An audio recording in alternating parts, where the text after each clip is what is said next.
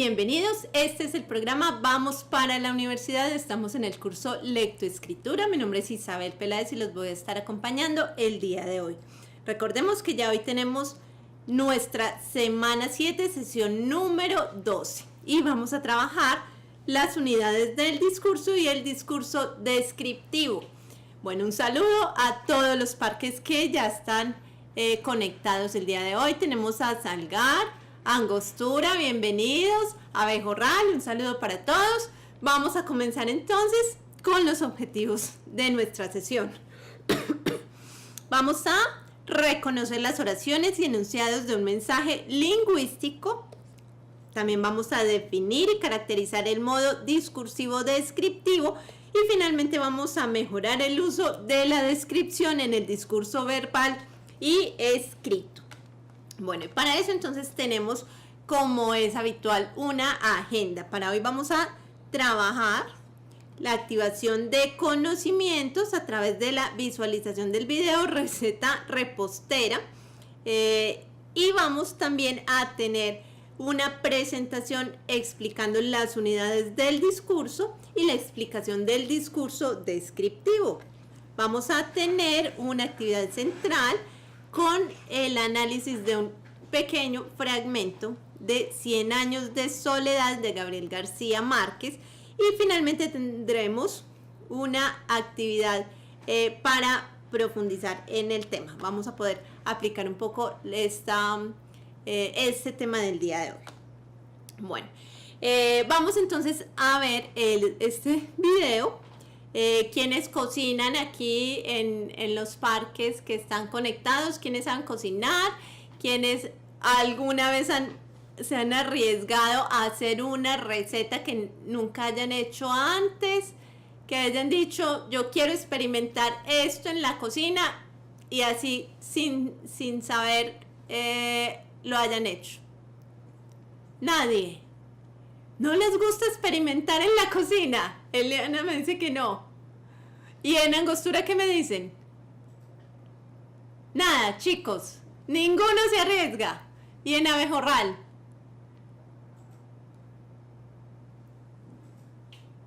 Bueno, los veo como entonces... Hola, Chloe. Hola, ¿cómo estás? Bien. Yo vivo solo. ¿Y te toca yo hago mi cocinar? comida. No hago mi comida, pero solamente como proteína. ¿Sí? Legumbres y pescado nomás. Vivo solo. Pero muy interesante Entonces, eso. no es muy fuerte la cocina porque no me gusta, porque ahí sobrevivo, pervivo. Sobrevivo. Más por una necesidad, cocinar por necesidad.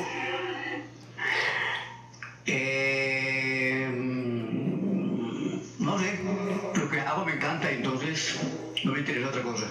Ah, muy bien. No.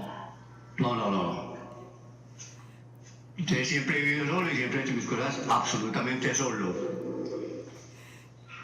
Bueno, para los que nos gusta experimentar un poquito en la cocina, que vamos a ver una receta que es un poco, digamos, poco habitual. Nos van a presentar a modo de humor cómo elaborar una receta, pero vamos a ver algunas características del juego con el lenguaje precisamente. Los Luthiers son un grupo argentino de humor que precisamente elabora el humor a partir de un juego de palabras. Nosotros tenemos, por ejemplo, personajes como Suso, como Tola y Maruja, que también se valen de esa herramienta del lenguaje para generar humor, generar polémica, crítica, a veces diálogos con doble sentido que nos hacen reflexionar un poquito nuestras realidades. Vamos a ver entonces este video y regresamos. Van a poner mucha atención para que podamos hilar un poco la presentación con el video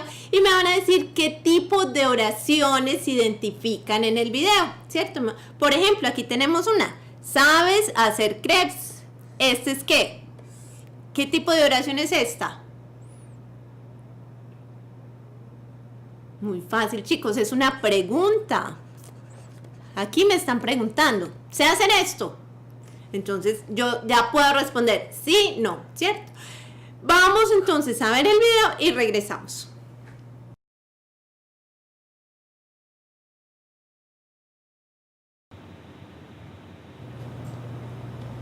Bueno, me van a decir qué tipos de oraciones logramos identificar en la presentación, qué tipo de discurso podemos decir que es, que me dicen en angostura, por ejemplo,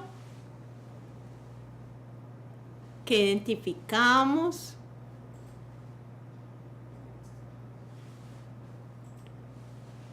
En Salgar, ¿qué me dicen? Ya vimos tipos de discurso.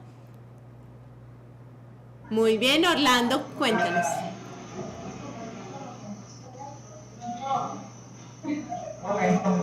Hola, ¿cómo estás? Hola, buenas tardes, ¿qué más? Hola, muy bien, Orlando, cuéntanos. Bueno, yo lo que veo en el discurso es que previamente ellos se reunieron, las dos señoras, para ponerse de acuerdo cómo era que iban a hacer la exposición de la receta. Pero en el momento, por querer sobresalir, dejaron a un lado lo que habían acordado y empezaron pues ahí cada una a querer exponer su receta y de pronto a no dejar que la otra lo hiciera o a no hacer ¿cómo se dice esto? El orden que habían establecido para hacer la presentación. Muy bien. Bueno, podemos identificar varios elementos en la historia, ¿cierto? Primero, esa, que nos cuentan una historia. Entonces, nos cuentan, nos narran una historia. Y eso precisamente lo hace un discurso narrativo. ¿Qué hay de interesante en la historia? Que es una parodia. Habían dos mujeres conversando. ¿Quién vio dos mujeres? Bueno, efectivamente no eran dos mujeres conversando, ¿cierto? Pero el diálogo nos hacía creer que eran dos mujeres, ¿cierto? Habían un grupo de hombres, digamos, representando unos personajes que en un inicio nos decían que eran mujeres, ¿cierto? Y se tratan de señora. Esa historia entonces nos lleva a un concurso de cocina donde cada una va a presentar su receta. Y efectivamente entonces comienza la disputa entre las dos recetas, ¿cierto? Uno dice una cosa y el otro dice la otra, y ahí es donde se genera entonces el humor, el contraste, la diferencia entre los dos. Básicamente podemos ver elementos externos que son esos, digamos, macro, que están por fuera de la interpretación, y es el tipo de discurso, la intención, ¿cierto? Que la parodia lo que busca es entretener, hacernos reír, hacer pensar, generar crítica, generar, digamos, una reflexión a partir de una situación de alguna manera cómica, ¿cierto? Digamos, no es el tipo de humor del chiste fácil, nos toca pensarla, ¿cierto? Ay, ¿qué está diciendo? Ah, y sí, empezamos a diferenciar elementos del lenguaje que son muy importantes. Por ejemplo, cuando uno dice, yo te invité para que hicieras de chef, ¿cierto? Y el otro le dice, no, dijiste algo chef, ¿cierto? Entonces, ¿qué es eso? Es un juego del lenguaje. Cuando yo tengo una palabra, así como vimos el chiste de la carta de la tora, tengo una palabra, pero le cambio el sentido, ¿cierto? Ahí es donde entonces nos genera risa, nos parece gracioso, nos genera ese humor, la picardía entre los personajes. Cuando transgredimos esas normas del lenguaje y cambiamos esa intención comunicativa. Oraciones, habían preguntas. ¿Qué más había? Habían afirmaciones, negación. Tenía también mandato, cuando alguien le decía, haz esto, ¿cierto? Y el otro le contestaba. Entonces había de alguna forma un mandato, una orden, ¿cierto? Cuando el jurado dice, comencemos ya, bueno, y se disponen a comenzar la competencia. Entonces, ahí podemos diferenciar, valga la redundancia, diferentes tipos de oraciones. Vamos a ver entonces cuáles son las diferencias entre oración, enunciado y frase, y vamos a pasar a esos conceptos generales que tenemos hoy sobre el discurso. Tenemos que el discurso propiamente dicho se constituye por cada una de las partes que hacen posible la transmisión del mensaje. En Salgar les quedó un poquito corrida la cámara, se sale un poco del espacio y me quedó la mitad del grupo fuera de la cámara. Bueno, bienvenidos en La Ceja, chicas, hace días no se conectaban, bienvenidas. Bueno, tenemos entonces que el discurso está conformado por esas unidades mínimas que logramos identificar. Tenemos las sílabas y el alfabeto agrupado me forma sílabas, esas sílabas me forman a su vez agrupadas ordenadamente me forman palabras, las palabras me forman frases u oraciones, las oraciones me van a formar párrafos y los grupos de párrafos me van a formar discursos, ¿cierto? Y efectivamente así se va generando la unidad completa del discurso con sentido completo. Yo puedo tener un discurso extenso o un discurso corto, ¿cierto? Yo puedo tener en un solo párrafo o incluso en menos, en una sola línea, un cuento completo, como el cuento de Monterroso, el del dinosaurio. Cuando se despertó, el dinosaurio todavía estaba ahí. Y en una línea hay toda una historia, que tenemos introducción, nudo y desenlace, ¿cierto? Y le podemos analizar todo lo que queramos a ese cuento. En una sola línea puedo tener un discurso, así como pueden ser un párrafo completo, un cuento, una historia en un solo párrafo, en dos párrafos, en una página, puedo tener un capítulo del libro, puedo tener discursos un poco más extensos, el libro completo, bueno. Cada uno entonces me va formando una unidad mayor de acuerdo a la intención comunicativa. Tenemos entonces que la oración es esa unidad, en este caso mínima, ¿cierto? Pequeña, que vamos a trabajar. Hay unidades mínimas, sí, pero vamos a trabajar a partir de la oración. Y es esa unidad gramatical independiente. ¿Qué quiere decir? Que cuando yo la leo, me cobra sentido, ¿cierto? No necesito leer digamos, o el párrafo completo, o una página completa, o el artículo completo para saber de qué está hablando. Yo puedo leer con esa oración o ese párrafo y saber ya automáticamente de qué me está hablando, me cumple unas condiciones, me da una información suficiente y no me va a depender del resto del texto. Se forma a partir de la creatividad y la intención del hablante. Ya vimos, cada tipo de discurso tiene una intención diferente. Para los que han faltado algunas clases, cada vez que faltemos a clase les toca ver la clase grabada o desatrasarse o consultar el tema por aparte para que no se pierdan un poquito.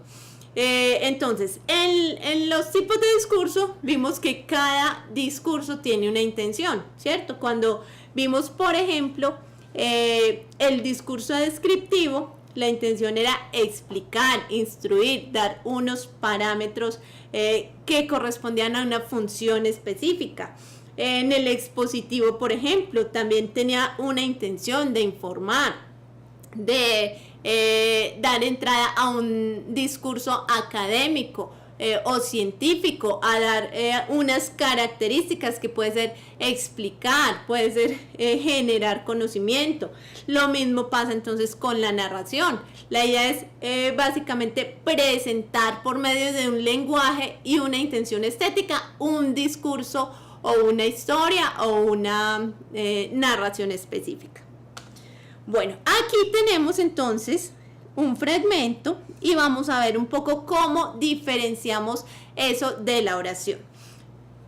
Tenemos dividido por colores cada oración de este fragmento y vamos a ver qué nos dice. 100 años de soledad cuenta la historia de la familia Buendía, ubicada en el pueblo de Macondo, en algún lugar de América del Centro-Sur. Esa es, digamos, la oración número 1 y nos dan una introducción, ¿cierto? Nos están diciendo que nos van a hablar de 100 años de soledad. No nos dicen qué es 100 años de soledad, pero nosotros ya conocemos por referente que es el libro de García Márquez, ¿cierto? Y nos dicen de qué va a tratar la historia. Nos hablan de la familia Buendía. Y a partir de ahí, entonces, ya nosotros nos vamos a crear una concepción de esta novela. Nos dicen que esa familia Buendía vive en un pueblo que se llama Macondo y que ese lugar queda en América del Centro-Sur. Continuamos. Por 7 generaciones está marcada una continua soledad de diversos matices, con argumentos mágicos, reales y fantásticos. ¿Qué es eso? Es una característica de la novela. Continuamente en la novela vamos a encontrar esos elementos, los argumentos mágicos, reales y fantásticos. Casi que se va a convertir en un juego continuo el realismo mágico, ¿cierto? Cosas que para nosotros son definitivamente imposibles van a ocurrir en la novela. Y me acuerdo de una escena que cuando yo la leí me pareció muy diciente en ese asunto del realismo mágico, y es cuando nosotros vemos, por ejemplo, que la sangre se derrama, ¿cierto? Digamos, como todos los líquidos, tiene una forma de correr libre, pero en 100 años de soledad la sangre tiene un destino y sabe dónde debe llegar.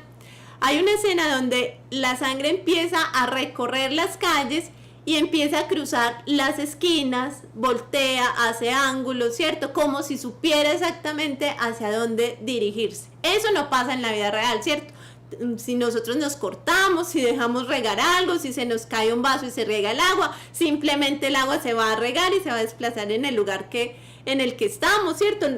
De pronto nos vamos a regar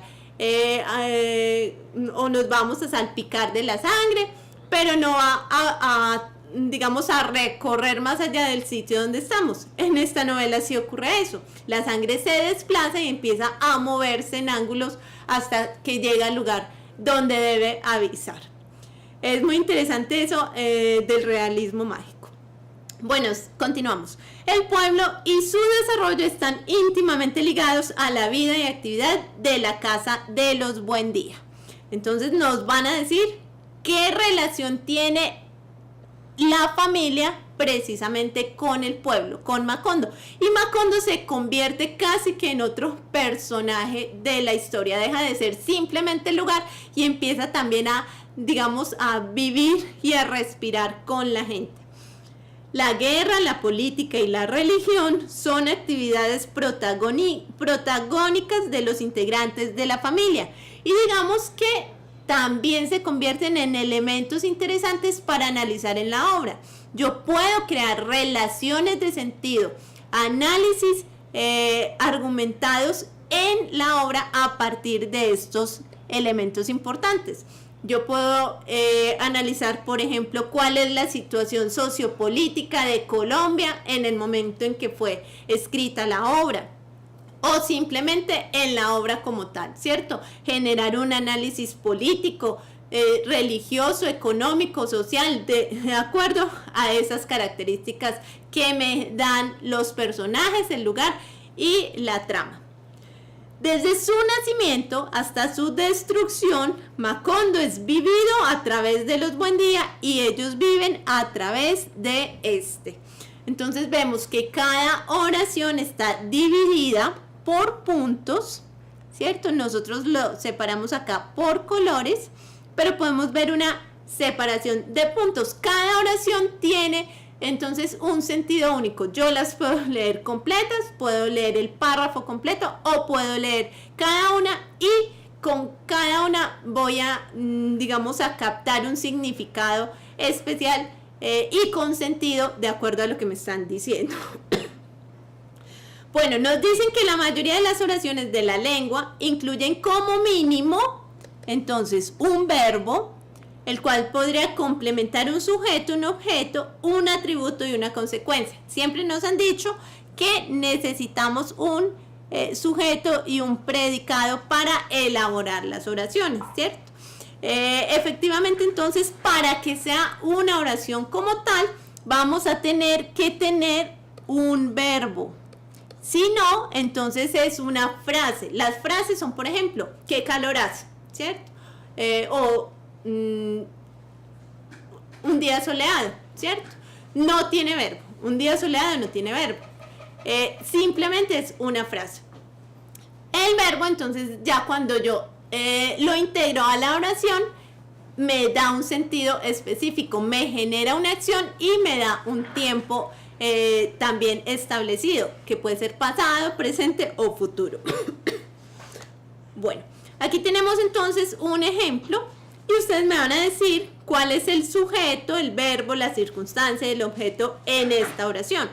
El escritor narraba su obra maestra cada día. ¿Cuál será el sujeto en esa oración? ¿De quién o de qué me están hablando? ¿Quién realiza la acción? No es difícil, chicos, arriésguense. ¿Quién está realizando la acción? El escritor narraba su obra maestra cada día. ¿En la ceja qué me dicen? Arriésguense. A ver, pregúntame lo que quiera ver. El escritor narraba su obra maestra cada día. ¿Cuál es el sujeto? ¿Quién realiza la acción? El escritor. Perfecto. El escritor es el sujeto. ¿Qué estaba haciendo el escritor? Está narrando, que es el verbo. Muy bien. ¿Y qué está narrando? El complemento directo, que es su obra maestra. Muy bien. Y el indirecto se sobreentiende a alguien, a un público. ¿A quién? Ahí no está quién taxativamente, pero uno se imagina que es a alguien, a otro señor, a un auditorio, a gente. ¿Sí? A un lector, porque puede ser que no esté presente todavía, ¿cierto? Y como Entonces, lo está narrando, puede ser que no está apenas lo esté explícito, escribiendo. Ajá. No está explícito, pero se puede deducir. Que se dirige a alguien o simplemente escribe, pero es alguien, soy yo, por ejemplo. Ajá. Y entonces ahí tenemos que el objeto es su obra maestra, ¿cierto? Digamos, el atributo es que es la obra maestra, o sea, no es cualquier obra, es la obra maestra, ¿cierto? Eso le da una calidad especial o una cualidad especial a esa obra. Y nos dicen la circunstancia, cada día, ¿cierto? O sea, podemos imaginarnos, duró un largo periodo de tiempo, porque nos dice cada día. Ajá. Cada día haciéndolo, entonces ya nos podemos imaginar que no es una cosa inmediata, sino que se extiende en el tiempo. Muy bien, muchas gracias, Iván. ¿Vieron que no es complicado? Cuelgo. Bueno. Tenemos entonces que la oración, hay muchas clasificaciones, la sintaxis la estudia a profundidad. Nosotros no vamos a dedicarnos a estudiar elementos detallados de sintaxis porque lo que queremos es ubicar precisamente la oración dentro del discurso. Entonces tenemos que hay oraciones simples que pueden volverse complejas de acuerdo a esos elementos que les vamos agregando, ¿cierto? Como nos decía ahorita Iván, yo puedo estar agregándole otros externos o implícitos que no necesariamente me está diciendo directamente la oración, pero me está sugiriendo, como el caso del lector o los espectadores o a quien va dirigida la obra. Tenemos también que hay oraciones coordinadas y subordinadas. No vamos a profundizar tampoco en el tema porque es muy extenso.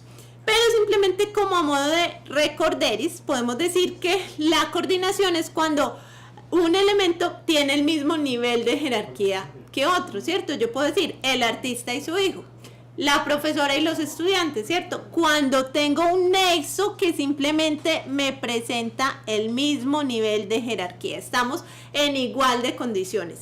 Y la subordinación es cuando se enlazan elementos que dependen de otros. Cuando yo digo el artista muy concentrado, ¿cierto? Pero entonces, ¿cómo me doy cuenta de esta subordinación? Cuando yo pregunto, ¿quién está concentrado?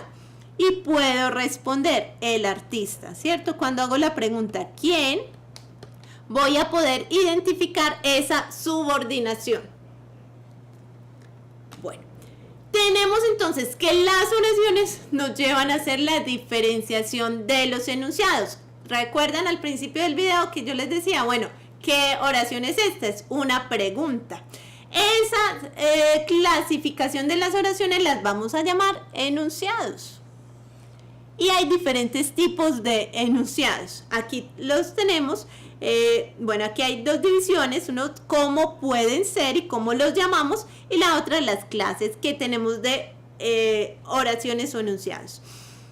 Ya dijimos que los enunciados son palabras o grupos de palabras con sentido completo que me crean una significación sin necesidad de yo tener que leer el resto del párrafo.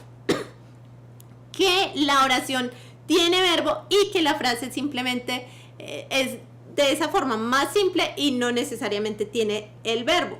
Los enunciados pueden ser entonces interrogativos, dubitativos, desiderativos, exclamativos o imperativos, y aquí vamos a ver cómo los diferenciamos o cómo los clasificamos detalladamente. Los interrogativos, cuando yo hago una pregunta, ¿cierto? ¿Qué es? ¿Cuándo? ¿Qué? ¿Cómo? ¿Cuándo? ¿Dónde? ¿Cierto? Todas las preguntas que incluso ustedes ya saben hacer, preguntas literales, esas preguntas son interrogaciones. ¿Qué pasó? ¿Dónde ocurrió? ¿Qué me está diciendo? ¿Alguien me podría dar la hora? Esas son preguntas. Exclamativos, cuando queremos indicar sorpresa o admiración. Básicamente vamos a usar los signos de admiración y recordemos que los signos de admiración y de interrogación siempre van juntos. A veces nosotros por escribir muy rápido, por hacer uso del chat, incluso nosotros los profes en el tablero ponemos uno solo, ¿cierto? O en un trabajo. Yo no acostumbro ponerle como los dos. Cuando digo, ay, no entiendo qué me está diciendo aquí este estudiante, le pongo uno solo, ¿cierto? A veces sí marcamos los dos, pero cuando están dentro de la oración, acostumbrémonos a usarlos completos, los dos. Los enunciados desiderativos es cuando expresamos hola. Le hago una aclaración, sino un complemento. Esos signos pueden ir, digamos, el exclamativo puede ir dos adelante, dos atrás, dependiendo de la fuerza que usted tenga para exclamar, ¿sí? O también dependiendo de la fuerza para preguntar, van dobles, triples al principio y al final se abren y se cierran siempre. Pues mucha gente dice, es que yo le pone a una pregunta 10 signos, ¿sí? Pero ¿sabe por qué? ¿Sí? Porque pero está recalcando. La fuerza de la expresión. Ajá, exactamente. ¿Sí? No es lo mismo. Válida la aclaración, claro que sí, Iván. Y lo vemos en un asunto, por ejemplo, muy sencillo. Cuando nosotros usamos las netiquetas, que son esas, digamos, esas normas que tenemos para el uso de la ortografía en internet, en redes sociales, que a veces es consciente, otras veces es inconsciente, nosotros podemos preguntar o podemos decir hola, ¿cierto? O podemos decir hola con un signo de admiración, hola con los dos signos de admiración, hola y recalcamos. ¿cierto? Cuando ponemos varios, ¿qué estamos diciendo? Como insistiendo, ¡hey, contéstame!, ¿cierto? O preguntando qué pasó o qué pasó, y cuando ponemos varios es como esa insistencia, como esa voz de alerta. Incluso cuando usamos las etiquetas y usamos mayúsculas, las mayúsculas en redes sociales y en correo electrónico quiere decir que está gritando. Entonces no es lo mismo cuando yo digo ¿qué pasó?, ¿cierto? ¿Qué pasó? Y hago simplemente la pregunta a que diga ¿qué pasó?, en mayúscula, ¿cierto? Esa mayúscula en el chat, en la red social, quiere decir que el otro de alguna forma alzó la voz, pero como no lo estamos escuchando, entonces lo ponemos en mayúscula. Por eso está mal visto escribir textos completos en mayúscula en correos electrónicos y en chat. Pero sí, muy importante esa aclaración. Iván, incluso si yo le pongo aquí varios signos de admiración, ya como estoy alerta, ¿cierto? ¿Qué fue lo que pasó? Y el otro está más también alerta a responder. Hola, Iván. Pero mire que el número de signos tiene que ser igual antes y después. ¿Igual antes y después? Sí, tres antes y tres después. Ajá. Esa es la norma. Esa es la norma. Claro. Bueno, digamos que hoy en día nosotros en las redes sociales también acostumbramos transgredir muchas de las normas, y sobre todo cuando ya empezamos a usar emoticones. Incluso en estos días veía que de alguna forma la Real Academia de la Lengua ya está integrando los emoticones a las normas, y hay una forma de ponerlos, ¿cierto? Cuando yo presento un texto, por ejemplo, y le voy a poner un emoticón al final, resulta que, por decir algo, la carita no puede estar antes del punto, debe estar, no puede estar, antes del punto, debe estar después del punto aparte, ¿cierto?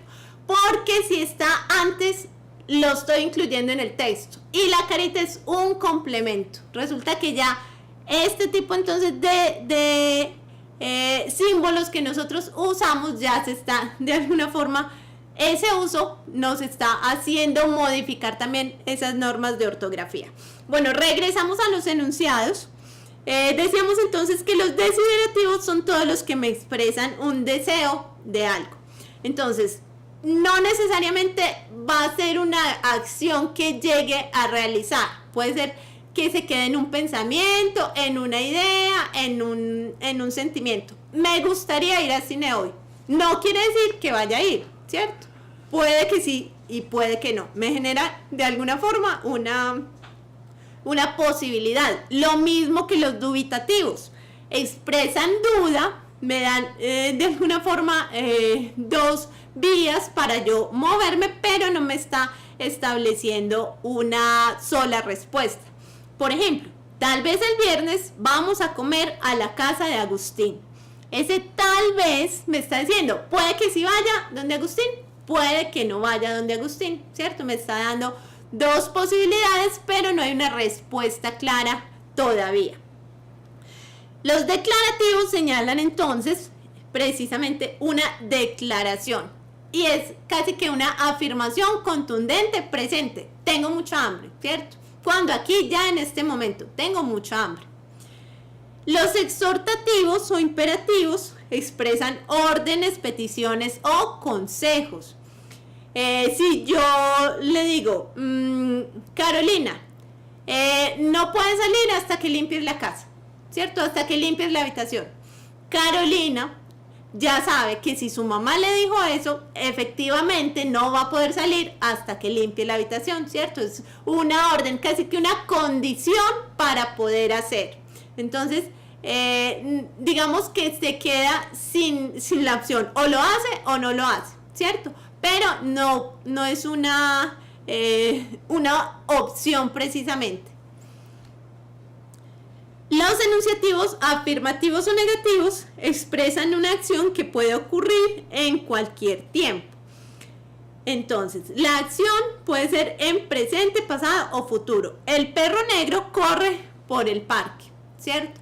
O el perro negro corrió por el parque, o el perro negro correrá por el parque. En cualquier momento puede ocurrir, puede ser negativo o afirmativo.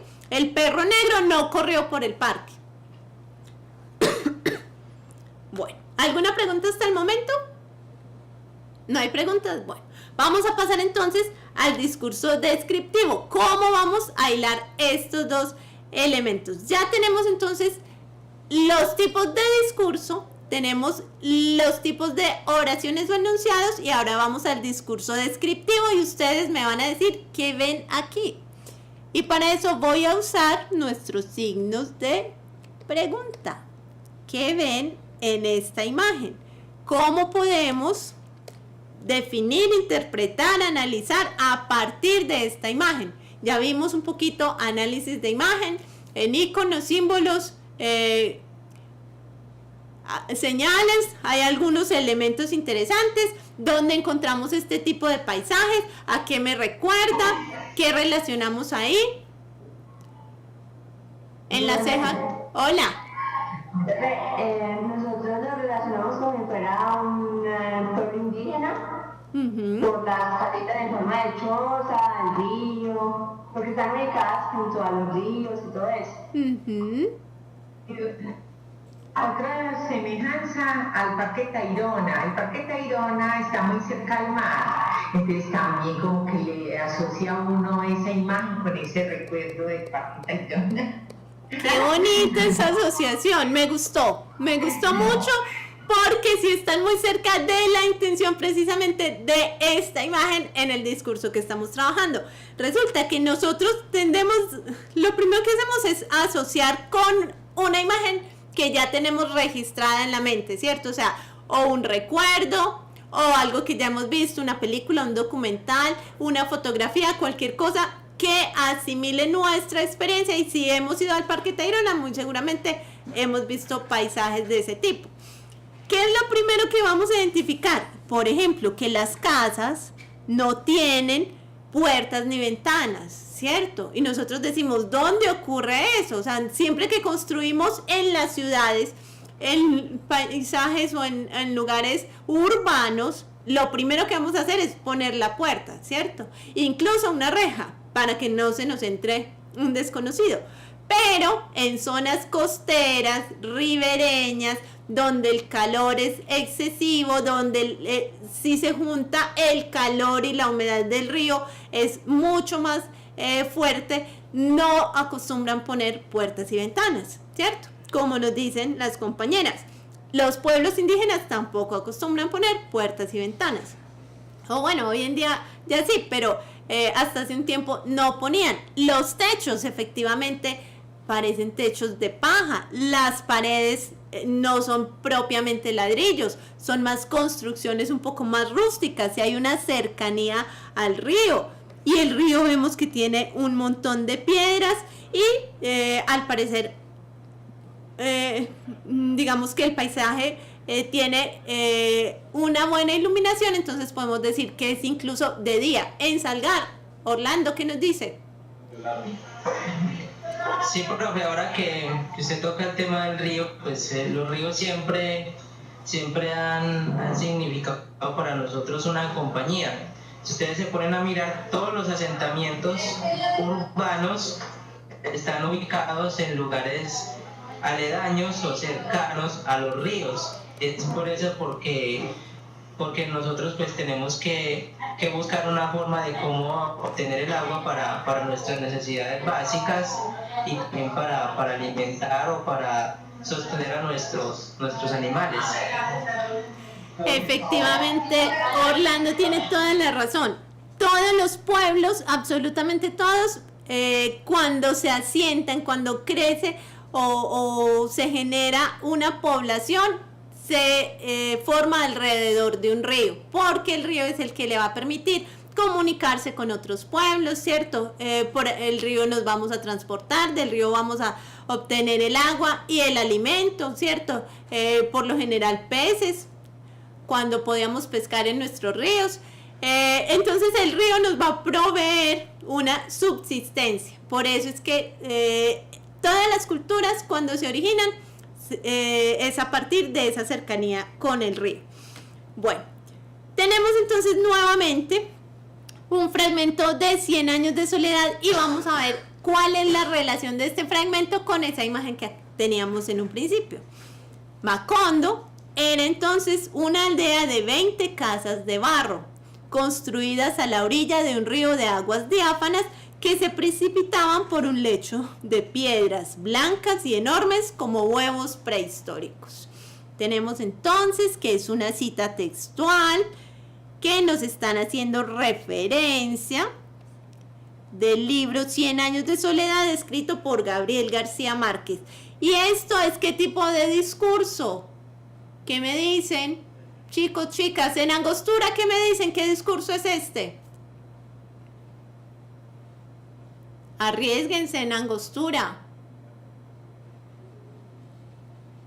Bueno, en Salgar, ¿qué me dicen? Profe, es un discurso muy descriptivo. Exactamente, es eso. Descriptivo, narrativo, ¿cierto? Me está contando cómo es. Y vamos a mirar efectivamente. Me está diciendo que el lugar es Macondo. ¿Que cómo es Macondo? Que es una aldea pequeñita, no más de 20 casas de barro. Y nos están diciendo de qué material está construido. A la orilla del río, ¿cierto? Que ese río tiene aguas diáfanas, transparentes, cristalinas, que se precipitaban por un lecho de piedras. Y ese lecho de piedras entonces es también una figura literaria. Nos están diciendo que es lo están asemejando a un lecho. ¿Qué es lo que pasa cuando nosotros nos imaginamos con digamos un lecho como algo cómodo, espacioso, digamos un lugar donde se puede estar tranquilamente? Ese lecho de piedras nos dicen que también eran blancas y enormes, pero también hay una figura literaria muy interesante y nos dicen enormes como huevos prehistóricos, ¿cierto? Nos están comparando, nos están dando una semejanza. Esas piedras se parecen a los huevos prehistóricos. Nunca, digamos nosotros, aquí en este siglo, podemos decir, sí, conocemos los huevos prehistóricos en persona. No, pero hemos visto videos, documentales, libros de dinosaurios y nos imaginamos que esos huevos prehistóricos se asemejan a estas piedras que son igualmente grandes, ¿cierto?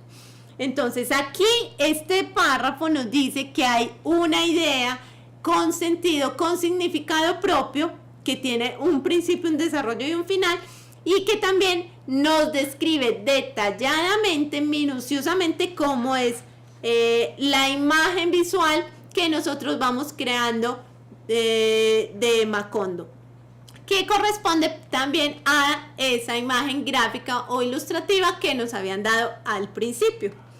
Bueno, ¿cómo vamos a identificar la descripción? Y vamos a ver porque es muy simple. Ya todos han estado haciendo descripciones esta semana y si no, espero que se pongan muy juiciosos con la actividad del foro número 2, donde estamos haciendo la descripción de las 5 imágenes que tenemos como tarea esta semana. Entonces, ya vimos algunos elementos de la descripción cuando explicamos qué íbamos a hacer en esa actividad. Aquí vamos a ahondar un poquito cómo vamos a diferenciar, identificar esos elementos de la descripción. Cuando enumeramos una serie de características, ya sean físicas o psicológicas, si es un lugar, entonces vamos a describir físicamente cómo es ese lugar. Si es una persona, un animal, una cosa, vamos a describir sus características, sus rasgos, su color, su forma. Digamos, todos esos elementos externos de los cuales podemos hablar. Cuando podemos identificar también y darle un orden a esos elementos. Podemos identificar entonces el objeto sobre el que se hace la descripción y clasificar esa información que tenemos. Cuando podemos responder a la pregunta, ¿cómo son las cosas? Entonces ya sabemos qué es, ¿cierto? Aquí vamos a responder cómo es. Por ejemplo, forma, tamaño, color, textura, cómo es el ambiente, cómo es, si son rasgos, por ejemplo, de la personalidad, cómo es el carácter. Vamos a describir todos esos elementos. Y cuando podemos hacer que el espectador, el lector o el destinatario de alguna forma se detenga en el tiempo y podamos decir, ah, sí, se parece a eso, me recuerda a tal cosa, y crearle casi que una imagen o una fotografía en la mente, ¿cierto? De alguna forma es una imagen visual que le vamos a crear por medio de las palabras. Aquí tenemos algunas figuras literarias que podemos usar para la descripción. Hay otras interesantes también, por ejemplo, la caricatura. Y la caricatura la usamos cuando nosotros queremos resaltar algo, resaltar un rasgo, generar humor o generar también rechazo en algo. Nosotros podemos caricaturizar un personaje con palabras, así como los ilustradores lo hacen con la imagen, con el dibujo, con la forma gráfica, nosotros podemos hacerlo con palabras. Tenemos entonces que las figuras más usadas son el retrato, y es cuando yo combino los elementos tanto físicos con los elementos psicológicos, o sea, externos y los internos. Cuando digo, por ejemplo, es una profesora bonita e inteligente, estoy dando unos elementos físicos, una característica o una propiedad, y estoy diciendo que es bonita, una cualidad, y también estoy diciendo que es inteligente. Y vamos a leer aquí un ejemplo. Mi padre se llamaba Esteban Duarte Diniz y era portugués cuarentón, y alto y gordo como un monte. Tenía la color tostada y un estupendo bigote negro que se echaba para abajo. Era áspero y brusco y no toleraba que se le contradijese en nada. Manía que yo respetaba por la cuenta que me tenía. La familia de Pascual Duarte. Entonces, ahí que identificamos que hay unos rasgos físicos, pero también un carácter, una forma de ser que está narrada por esas sensaciones que le generaba al hijo. Bueno, la segunda figura literaria es la prosopografía, y es cuando yo describo esos rasgos básicamente externos, físicos de la persona o del lugar. Su cara casi perfectamente redonda, una cara parecida a la de una muñeca china tallada en madera. Tenía la nariz ancha y chata, sus ojos eran rasgados e inclinados, semejantes a las hojas del bambú. ¿Qué es lo que nos está haciendo esta descripción? Nos está todo el tiempo comparando con otros elementos. Ah, se parece a las muñecas chinas, ¿cierto? La piel era como esa madera y nos imaginamos la textura de la madera, ¿cierto? Que es suave, incluso nos dicen que los ojos rasgados, inclinados como las hojas de bambú. Sabemos esa forma que tienen las hojas cuando caen, las hojas de bambú cuando caen. Entonces sabemos que pueden estar como inclinados hacia abajo, que son delgados. Bueno, la etopeya es cuando yo puedo hacer esa descripción de rasgos internos de la persona, que pueden ser rasgos psicológicos, morales, de la personalidad, del estado de ánimo, de las costumbres, actitudes, conductas personales, todo lo que me hace que esa persona sea única, ¿cierto? Que sea, digamos, inconfundible. Puede ser también virtudes, ideologías, formas de pensar, todo lo que me va a caracterizar la personalidad y el carácter de ese sujeto. Camila es una niña respetuosa y carismática, y no nos están diciendo físicamente cómo es Camila, ¿cierto? Nos están diciendo cómo se comporta, cuál es su actitud, cuáles son esas cualidades que tiene. Aquí tenemos otro ejemplo. Era el cardenal Cisneros, varón de espíritu resuelto, de superior capacidad, de corazón magnánimo y en el mismo grado religioso, prudente y sufrido. Ya con eso nos creamos una idea de cómo es esa persona, cómo actúa, qué lo motiva, cuál es su ideología, digamos su forma específica de sentir. Tenemos entonces que la descripción obedece a dos líneas. Yo puedo tener una línea literaria que es básicamente de carácter estético, cuando uso estas figuras literarias para expresar, para embellecer el lenguaje, para detallar, o una descripción científica que no va a usar figuras literarias y va a ser simplemente más simple, directa, con un lenguaje no tan elaborado, que va a ir prácticamente directo al grano, ¿cierto? Yo voy a poder hablar, por ejemplo, de una descripción de un proceso científico en un laboratorio. Entonces, ¿qué voy a hacer? Voy a detallar cuáles son las herramientas, cuál es el proceso, cuáles, digamos, esos pasos a seguir para obtener un resultado, cómo se comportan los elementos en ese momento, sin embellecer el lenguaje, ni exagerar, ni mostrar cualidades que no tiene presente el elemento. Yo voy a poder decir, esta sustancia química reacciona con esta otra por este motivo, ¿cierto? Directamente, sin necesidad de mostrar más allá de esa característica física. Bueno, ¿alguna pregunta hasta el momento? Bueno, tenemos entonces que yo puedo hacer descripciones, como les decía ahorita, también literarias o científicas, y pueden ser descripciones de forma realista o imaginaria. Yo puedo crear o recrear en una novela, en un cuento, una descripción imaginaria de un objeto, una cosa, una situación, una emoción, algo que yo haya visto, vivido o me esté inventando. Y puedo tener, por ejemplo, en este tipo de texto, en un inventario, en un manual, en un diccionario, una descripción científica, ¿cierto? Una receta, como veíamos al principio.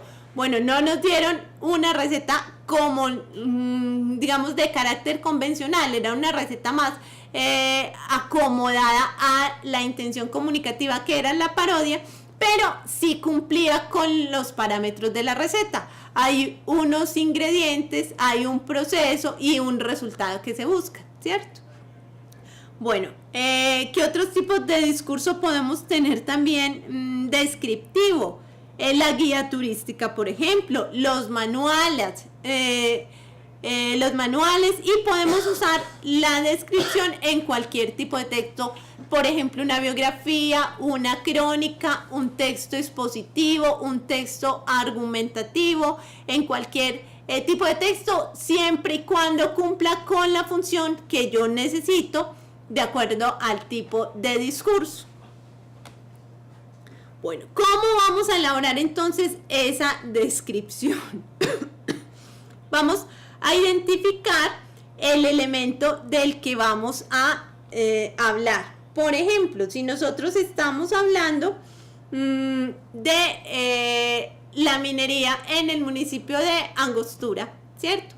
Entonces yo me voy a ubicar, bueno, ¿cuál es esa explotación minera que hay en mi municipio? Si estoy hablando, por ejemplo, en la actividad integradora de la problemática de la minería, entonces voy a ubicarme, a delimitar el tema, ¿cierto? Ya no voy a hablar de las minas en general, voy a hablar de una en particular. Y si puedo visitarla, entonces mucho mejor, porque voy a poder tomar registro, fotográfico o en video de ese lugar y voy a poder narrar, contar cómo es ese sitio. ¿A partir de qué? De la observación. Entonces vamos a analizar en detalle todo lo que vamos a describir. Formas, colores, partes, ambientes, temperatura, circunstancias, relaciones, espacios, cómo es el clima, qué tipo de animales hay, por qué nos afecta en el medio ambiente, que si se empieza a explotar ese tipo de minerales, entonces cuál es el riesgo ecológico, tanto tangibles como intangibles o en el tiempo, ¿cierto? Bueno, vamos a seleccionar los rasgos específicos de eso que vamos a describir. Entonces vamos a clasificar las etapas donde ocurren. O vamos a generar un proceso o un derrotero o una lluvia de ideas que nos permita identificar cuáles son los elementos importantes, particulares de esa mina, por ejemplo. Y vamos entonces a poder desarrollar de forma analítica estas características. Bueno, vamos a poder entonces desarrollar el tema de forma analítico, espacial, cronológico, proyectar qué puede pasar o cuáles pueden ser los efectos que pueden ocurrir a largo, mediano o corto plazo. El orden de la presentación también es muy importante. Yo puedo describir de lo general a lo particular. O al revés, de lo particular a lo general. Imaginémonos, por ejemplo, si tuviéramos una cámara para grabar enfrente, ¿cierto? Yo puedo comenzar con un primer plano y un detalle, ¿cierto? Por ejemplo, de un animal, del mineral, de algún acercamiento, ir abriendo el plano hasta quedar un plano abierto que me muestre todo el paisaje, ¿cierto? Entonces yo puedo casi que hacer un zoom y describir desde algo muy particular a algo muy general, o al revés, comenzar con una panorámica que se va cerrando y me va mostrando cada vez planos más cortos, más pequeños, y me va detallando sucesivamente cuál es el objeto al que quiero llegar hasta que llegamos al punto exacto que quiero tratar, o el animal, o el metal, o la circunstancia, ¿cierto? Voy cerrando cada vez más ese tema. Bueno, los recursos entonces que vamos a tener presentes. Vamos a especificar las partes, las cualidades y las circunstancias de esos elementos. Vamos a mirar las características, que son esos atributos que los diferencian por encima de los demás. Las demás características, que es lo que lo hace especial. Vamos a ser detallistas, minuciosos, ¿cómo se dice? Pormenorizar la información, ¿cierto? Vamos a casi que desmenuzar la información que tenemos. Vamos a generar entonces una imagen en el lector, en el oyente, en el espectador. Y vamos a ser precisos y concisos con esa información que tenemos. Vamos a analizar en detalle lo que vamos a describir, reparando las formas, partes, colores, ambientes, circunstancias, relaciones y espacios. Ya sabemos que la descripción puede ser física, psicológica. Yo puedo describir un ambiente, una situación, un estado de ánimo, y puede que yo esté presente o puedo estar ausente también de la situación. Bueno, aquí tenemos entonces nuevamente el texto de Macondo y ya vimos qué tipo de texto era, qué tipo de discurso y cómo estaba construida las oraciones dentro del texto y cuáles eran esas interpretaciones que podíamos darle a las diferentes imágenes de acuerdo también a la ilustración que teníamos en un principio. Bueno, La frase como huevos prehistóricos también habíamos dicho que obedece a una figura literaria, que es una comparación. Bueno, vamos entonces, me van a contar chicos, chicas, qué preguntas tienen del foro número 2. Recuerden que tienen hasta el 30 de abril para presentar el foro. No hay preguntas del foro hasta el momento. Espero que sí lo estén realizando. El foro está en la plataforma ya desde el 20. Ya lleva 5 días en la plataforma. Tienen otros 5 días para poder desarrollar la actividad. Bueno, vamos entonces a mirar algunos elementos que me parece importante que aclaremos para la actividad integradora que estamos realizando, y es cuál es ese proceso que nosotros vamos a tener en cuenta a la hora de una investigación. Bueno, vamos a mirar acá cuál es el proceso que vamos a estar desarrollando durante el semestre. Bueno, ya dijimos que habíamos elegido un tema,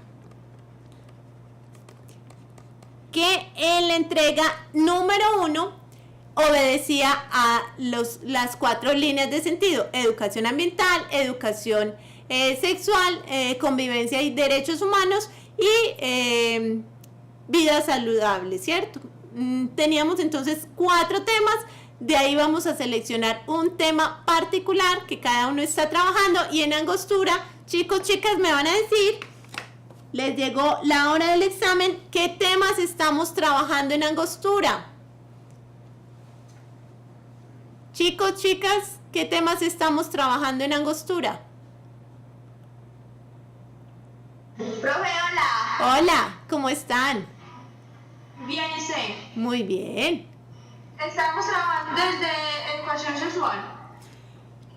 Me dices tu nombre y cuál tema particular.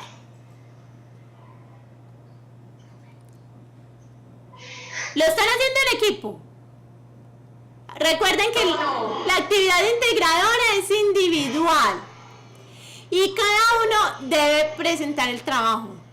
No es en equipo. No, estamos haciendo individual. Ah, bueno. Listo. ¿Cuál es el tema particular?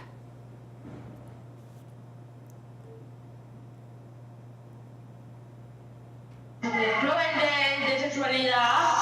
Ese es el tema general, pero por ejemplo, un tema particular es los embarazos en adolescentes, ¿cierto?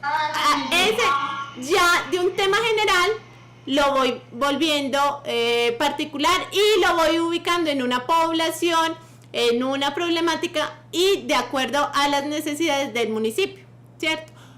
Por ejemplo, a ver, miremos aquí. Mateo está en Salgar.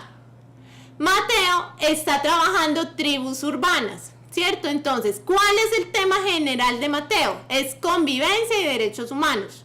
El tema particular, las tribus urbanas, pero en sí, las tribus urbanas todavía es un tema amplio. Y él lo condensó en una tribu específica que es los Pung, si no estoy mal, ¿cierto? Entonces, hay un tema grande, hay un tema general particular que yo voy a ir delimitando.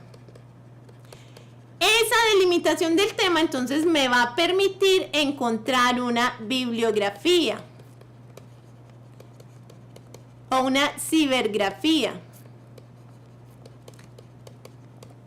Básicamente me voy a poder documentar sobre el tema, ¿cierto? Que eso lo hicimos en la entrega número 2. Encontramos 5 fuentes bibliográficas.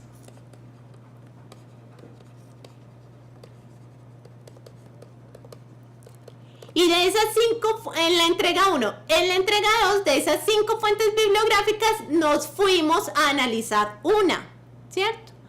Ahí analizamos una. Y dijimos, le hicimos unas preguntas y empezamos a indagar cuál es la intención comunicativa, qué me dice el texto, qué quiero yo con ese texto, para dónde voy con ese texto, ¿cierto? Ahora vamos entonces a pasar a la estrategia de investigación.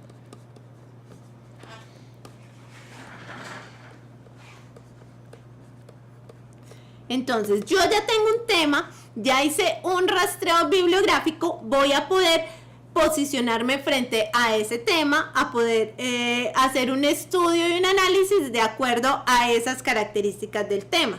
Entonces, voy a poder planear qué es lo que quiero, a dónde quiero llegar, para qué, cómo lo voy a hacer, para qué, cómo, cuándo lo voy a hacer, dónde lo voy a hacer. Entonces, ya sabemos, específicos, el municipio en el que pertenecemos, ¿cierto? Lo vamos a hacer en Angostura, en Salgar, en La Ceja. Hola, Eliana, en Salgar. Profe, hola. Yo tengo una inquietud. En la entrega número 3 dice que hay que escoger un tipo de público que es jóvenes o niños o adultos. Yo tengo pensado en escoger los niños y los jóvenes. ¿Se puede? Sí, pero ya vamos a mirar un asunto con el público. Ah, bueno. Lo que pasa con el público es que, listo, yo ya tengo dónde, ¿cierto? En Angostura, en Salgar, en La Ceja, en Abejorrán, en el municipio en el que del cual hago parte. ¿Para qué? Voy a buscar cuál es mi intención de este trabajo. Voy a hacer una denuncia de una problemática, voy a indagar sobre unas consecuencias, cuál es la situación que a mí me está inquietando, cómo lo voy a hacer, cuándo, por qué y hacia quién va dirigido. Y ahí es donde entra el público. Yo puedo tener un público al cual voy a estudiar y un público objetivo al cual le voy a compartir mi trabajo. ¿Qué quiere decir eso? Por ejemplo, yo, por decir algo, estoy en La Ceja, mi preocupación es, por decir algo,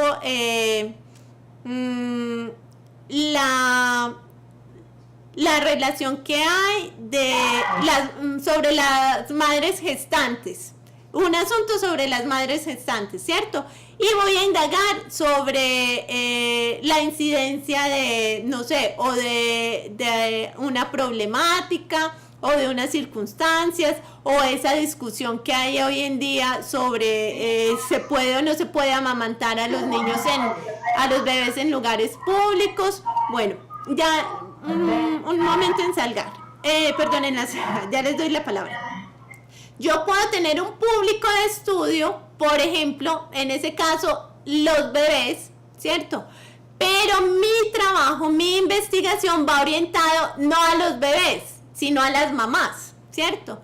O a ciertos estamentos públicos, o a cierta normativa, o a una ausencia, por ejemplo, de normas legislativas. Y yo puedo decir, es que aquí no hay normas sobre medio ambiente, ¿cierto?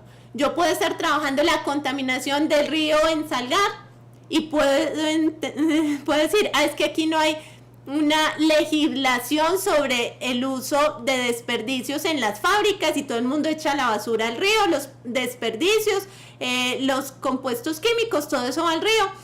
Mi trabajo va orientado a una investigación de por qué no hay esa normativa o cómo se sanciona o sobre el uso que se le debe dar, ¿cierto? Entonces yo puedo tener un público objeto de estudio, pongamos el caso de los bebés. ¿Qué pasa? Yo voy a ir y observar cómo se comportan los bebés, cuál es su situación, cómo viven, cómo se comportan, cómo están en su ambiente. Pero el trabajo, mi público objetivo, que son las madres comunitarias o las mamás que acaban de tener los bebés, o estudiantes, o mi institución educativa, o la comunidad en la que vivo, o la biblioteca de la que hago parte, ¿cierto? Y yo quiero hacer una denuncia, hacer una aclaración, mostrar o sentar un precedente con relación a ese tema. Entonces vamos ahí a diferenciar, ¿cierto? ¿Cómo lo voy a hacer? Bueno, ahí entramos entonces en el otro punto. ¿Cuándo y cómo? ¿Qué elementos voy a trabajar yo que me permitan mostrar unos mecanismos, unas estrategias para investigar sobre ese tema? En Salgar, hola. Profe, yo le quiero hacer de pronto unas apreciaciones Sí. sobre el tema que yo estoy haciendo. Mi tema no es de pronto muy estadístico, o quizás no se encuentra mucho en lo que son las estadísticas, porque es más bien un tema de campo, o algo que yo veo que puedo expresar desde mi mismo diario vivir y desde las mismas situaciones o realidades que encontramos acá en el municipio. El tema que yo escogí es convivencia y derechos humanos, y lo que yo escogí frente a ese tema es cómo se aplican los derechos humanos a la población con discapacidad. Entonces no sé si de pronto usted habrá visto mi trabajo y se dará cuenta de que me enfoqué en cuatro partes de los derechos humanos, lo que es la salud, la educación, la seguridad social y el trabajo. Entonces la intención es hablar de cómo eso se va aplicando a la población con discapacidad, o cómo la población con discapacidad, debido a su condición, las pocas oportunidades que tienen para acceder a esas cuatro líneas. Y es más que todo como de campo. Yo no veo pues que se pueda de pronto hablar mucho de lo que es estadísticamente hablando. Primero que todo porque estamos hablando de un censo que apenas hasta ahora se está actualizando. Y segundo que todo porque es un tema que no se ve mucho en lo que es el ámbito nacional. El tema de la discapacidad se ve mucho, es como el pobrecito, qué pecado, que una cosa y la otra, pero en realidad los problemas de fondo que tiene la población con discapacidad no son muy expuestos a la luz. Entonces no sé cómo de pronto ustedes qué piensen sobre ese tema, sobre la forma como lo estoy abordando, porque no me estoy enfocando mucho en lo que es lo bibliográfico, sino más que todo en las experiencias directas. Yo creo que ahí, Orlando, sí hay un punto importante, y es que puedes tener en cuenta como antecedentes cuáles son las normas que existen a nivel nacional sobre ese tema, ¿cierto? Hay una normativa que yo sé que la maneja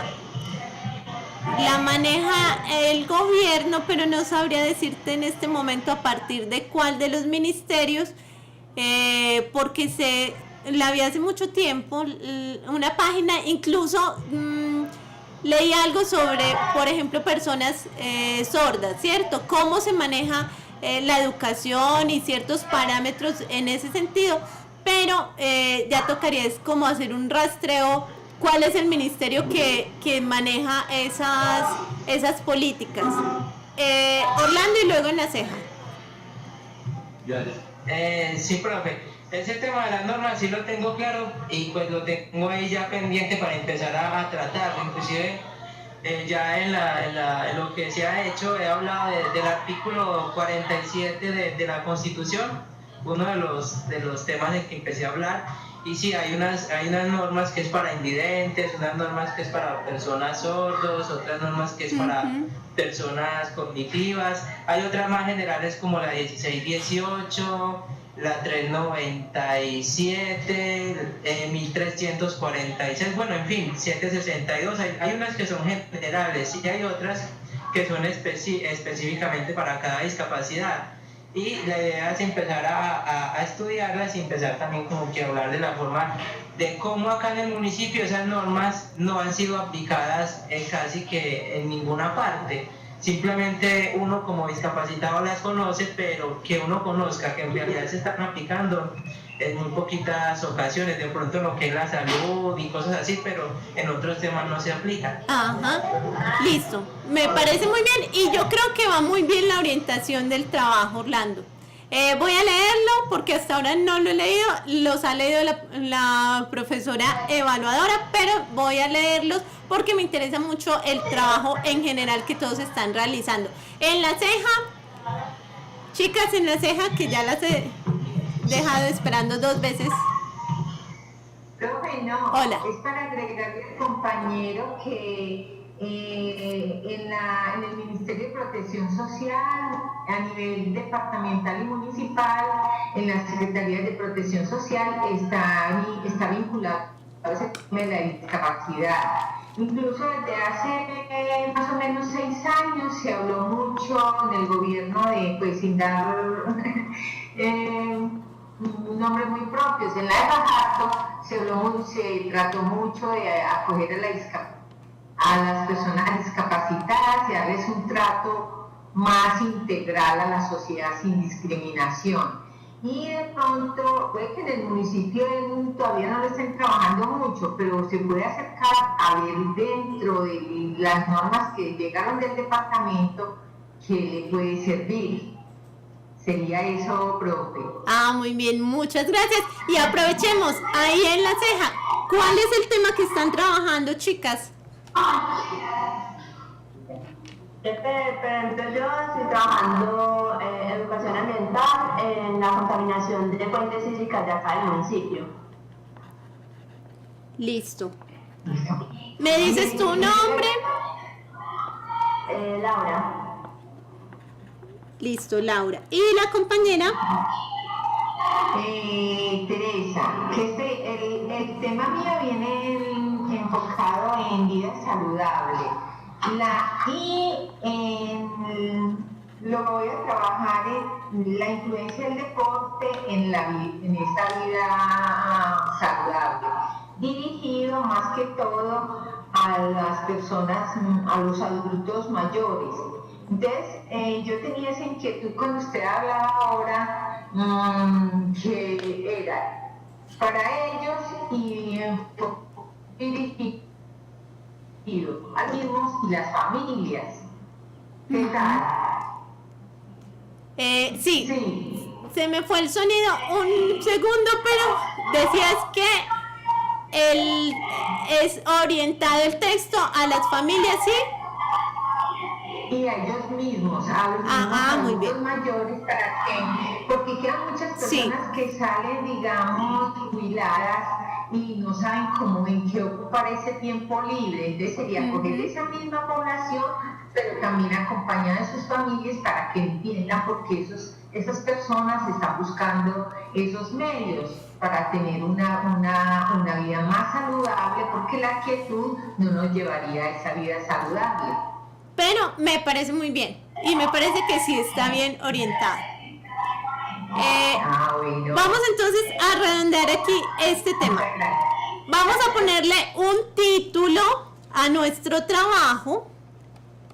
Es importante ponerle un título que recoja el tema, el lugar y digamos la idea central que estamos abordando.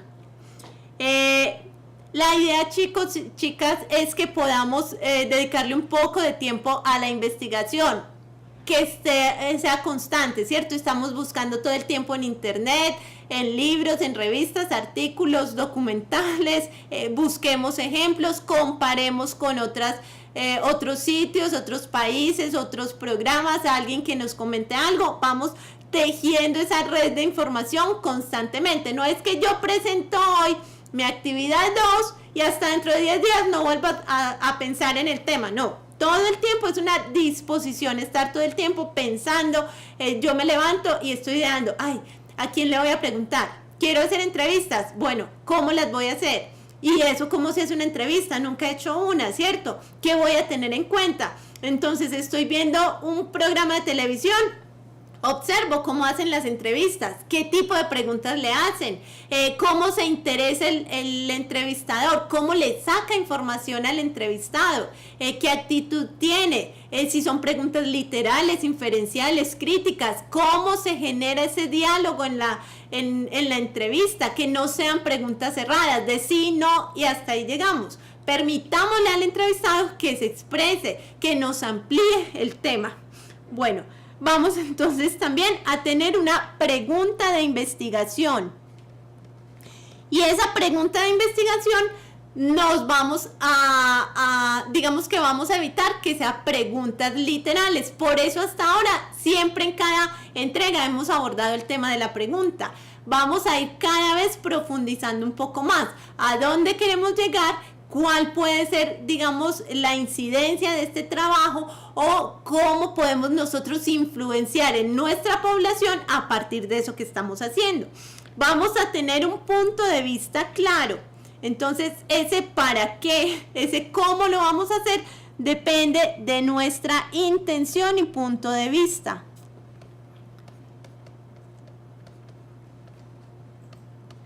Que al principio puede ser muy general, pero a medida que yo voy leyendo, que voy investigando, que me voy interesando sobre el tema, voy acercándome un poquito más a cosas específicas, a elementos, aspectos que me van a permitir entonces orientar mi interés en algo particular.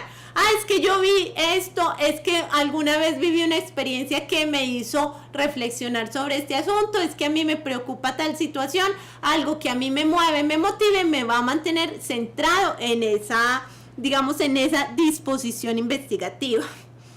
Vamos entonces a generar una pregunta y esa pregunta de alguna forma va a ser también una hipótesis. ¿Qué puede pasar? ¿Cuáles pueden ser los resultados? Y cuáles pueden generar, digamos, ciertas inquietudes en esa población en la que yo estoy trabajando. Y cuáles van a ser, digamos, los medios, los mecanismos prácticos, creativos que yo voy a usar para generar esas respuestas, o la metodología, que puede ser trabajo bibliográfico, trabajo de campo o trabajo comparativo. Yo puedo tomar, por ejemplo, estoy trabajando, por decir algo, violencia de género, y tomo 3 casos para estudiar, ¿cierto? Y los comparo. Ahí ya estoy elaborando entonces analogías, ejemplos, comparaciones a partir de esos ejemplos que tengo. Trabajo de campo, cuando yo voy al sitio, investigo, tomo registro fotográfico de video y extraigo esa información y luego voy y la analizo. Vamos a ver también en las próximas clases algunos mecanismos que nos permitan profundizar en esas estrategias. Y luego vamos a preparar una presentación hacia el final del semestre de qué quiero yo que el público, mis compañeros, sepan de ese tema. Entonces lo voy a poder escribir en un texto argumentativo, sea un ensayo, una crónica, una noticia, un reportaje o incluso una narración. Si yo digo no, un cuento me parece muy bien para contar esta situación o este caso, o voy a hacer un poco más creativo con el tema. Bueno, voy a poder escribir acerca de eso, pero también presentar una exposición, y la exposición la vamos a grabar en video para subirla también a la plataforma. Bueno, también vamos a hablar de la exposición más adelante, pero a grandes rasgos este es como el proceso que vamos a ir desarrollando en la investigación. Para la entrega número 3, que todavía no se las voy a poner porque todavía estamos en el foro 2, pero es importante que vayan adelantando. Leer siempre las fuentes bibliográficas que tenemos y vamos a estar analizándolas también a partir de unas preguntas. Algunos ya se han estado adelantando un poquito, pero vamos a analizar a partir de preguntas esos textos que tenemos y esas lecturas que tenemos disponibles. Para cerrar, vamos a ver un video que les traje de ejemplo también sobre convivencia, y vamos a hablar sobre problemas de género. Les dejo el video, regresamos a la presentación para terminar la clase.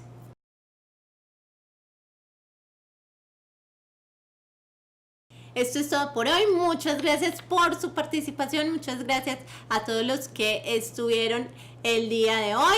Recuerden, chicos, cuando falten a una clase, recuerden ver la clase grabada. Están disponibles vía live stream. Y nos vemos la próxima clase. Me quedo respondiendo las dudas que tengan luego de la clase. Feliz día para todos. Hasta pronto. Muchas gracias.